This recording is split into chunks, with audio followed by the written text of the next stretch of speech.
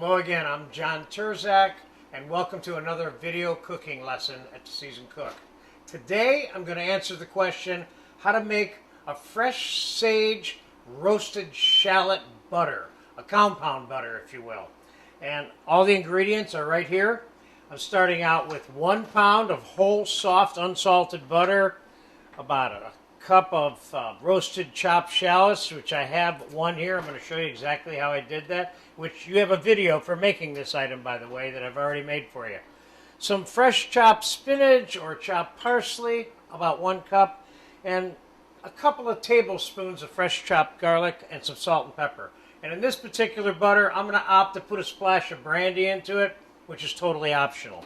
So let me just quick finish chopping this fresh sage, and I got about 20 decent sized fresh sage leaves here, which is going to end up being about 2/3 of a cup of sage.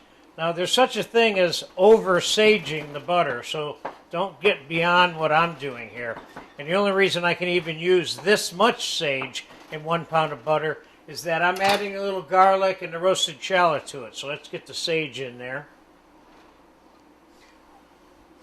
Now, one of the things you use this compound butter for is we're going to wrap it up at the end. I'm going to get it cold, and you can slice cold slices of it and put it on top of a steak and slightly melt it or melt it.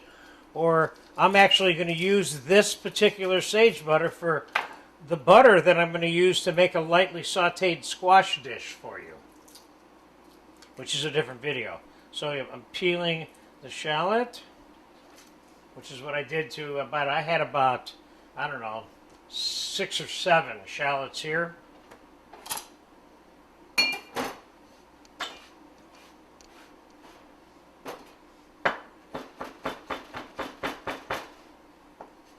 This whole roasted shallot edition, I would basically say that it's optional for you, but I would definitely put it in. This has a definite unique flavor that will go into the butter and just really bring it to life, okay? So, let's get the chopped roasted shallot in there. Let's put the cup of spinach in there, or parsley. You could use regular parsley or Italian parsley. Let's get the couple tablespoons of fresh chopped garlic in there. Remember, we're not making garlic butter here. We're making sage and roasted shallot butter. Let's put a little bit of fresh ground pepper in here. And let's put a little bit of salt in here, keeping in mind, like I said, this is whole unsalted butter. So you're going to need to season it with some salt. Let's get it mixed up. Could you do this in a food processor? Yes. Do you need to? No.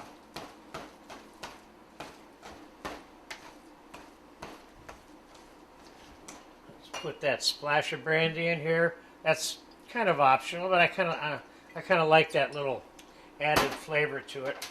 Let's scrape some of this down.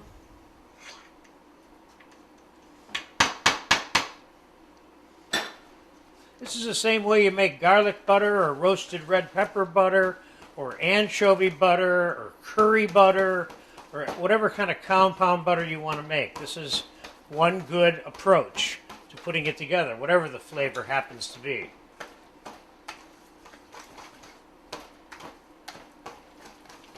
Now that seems like it's mixed together. Let me just give that a taste real quick. Make sure we got the salt. This tastes good. You like this. Now I could wrap it up in parchment paper and put it in the fridge or the freezer, or I could wrap it in plastic wrap and then paper, or wrap it in plastic wrap and then wrap it in foil. There's 3 different ways that you can wrap it up and put it away for storage. But typically it's wrapped up like this in the form of a tube, if you will, which is what I'm going to do right now.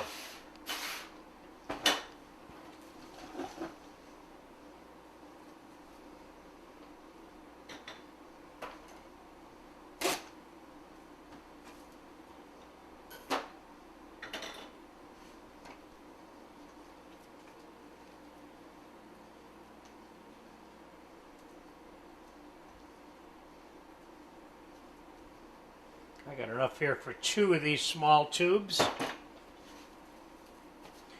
Basically just go like this, go like that, smooth it out a little bit. And if you want to put this in your freezer and pull it out when you feel like it from time to time,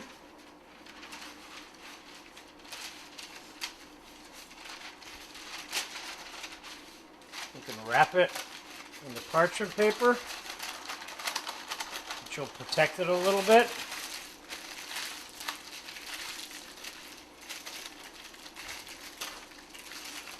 Give it a little twist.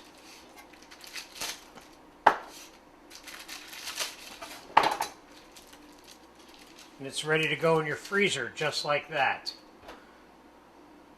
There you have it. Roasted shallot and fresh sage compound butter. Make this, guaranteed you'll enjoy it. You can keep it for months in your freezer and weeks in your fridge.